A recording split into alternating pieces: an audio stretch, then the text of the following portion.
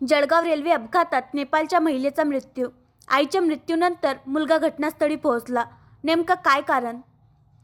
जळगाव जिल्ह्यातील पाचोरा तालुक्यातील माहिजी ते पळधाडे स्टेशन दरम्यान झालेल्या रेल्वे अपघातामुळे समाजमन सुन्न झाले आहे. या रेल्वे अपघातात आतापर्यंत एकूण 13 जणांचा मृत्यू झालाय, तर जखमींवर सध्या उपचार सुरू आहे. दरम्यान या रेल्वे अपघातात मूळच्या नेपाळच्या असलेल्या कमला भंडारी यांचा दुर्दैवी मृत्यू झाला.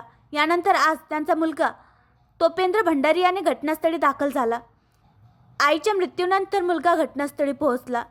नेपाळमधील कमला भंडारी यांचा रेल्वे अपघातात मृत्यू झाल्याची माहिती मिळताच त्यांचा मुलगा तोपेंद्र भंडारी हा जळगावात दाखल झाला. त्यानंतर काल ज्या ठिकाणी अपघात घडला त्या ठिकाणी तोपेंद्र भंडारी पोहोचला.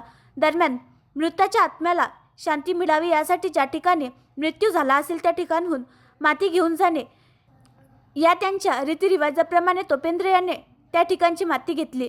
त्यावेळी त्याला अश्रू अनावर झाल्याचे पाहायला मिळाले. माझ्या आईसह अनेकांचा या रेल्वे अपघातात दुर्दैवी मृत्यू झाला. आता भारत सरकारने माझ्या आईचा मृतदेह योग्य त्या पद्धतीने नेपाळपर्यंत पोहोचवण्याची सोय करावी अशी आमची मागणी असल्याचे तोपेंद्र भंडारी माध्यमांसोबत बोलताना सांगितले. दरम्यान आतापर्यंत प्रशासनाच्या वतीने ज्या पद्धतीने सहकार्य करण्यात आले आहेत याबाबत आम्ही समाधानी असल्याचे तोपेंद्र यांनी सांगितले. नेपाळमधील कमला भंडारी यांच्या रेल्वे अपघातातील मृत्यूनंतर तोपेंद्र आज घटनास्थळी पोहोचला.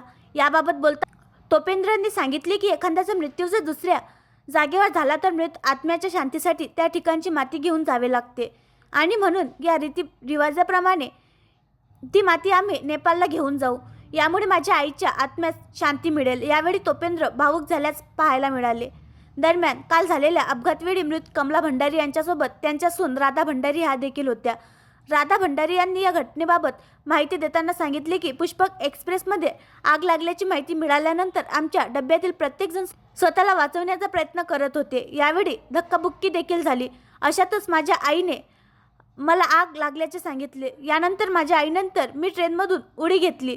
मी खाली उतरून पाहिले तर माझ्या आईचा ट्रेनमध्ये चिरडून मृत्यू झाला होता.